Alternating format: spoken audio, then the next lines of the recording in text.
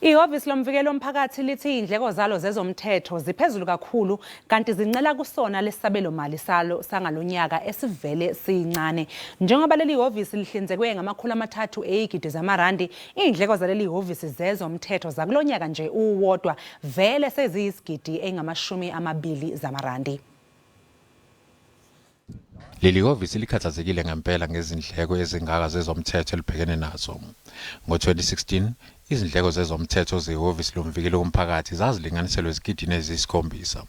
Ezangalonyaka zimbeqolo. Right now, as we speak, we are breaching the 20 million mark in terms of expenditure on litigation.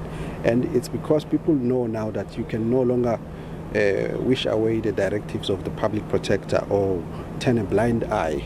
The court was clear that the remedial action is binding unless set aside by a court of law. So a lot of people go to courts.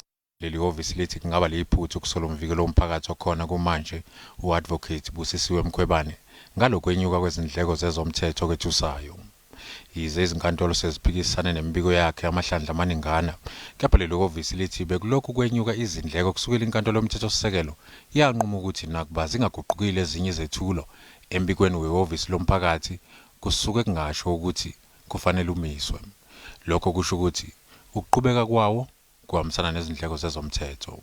Kumanje uadvocate Mkhwebane usacwaninga isinqumo senkantolo esigcina ukukhishwa esichitha umbiko wakhe malungana ne-CR17 okungumkhankaso kwamengameli wokhetho kanye nebusasa.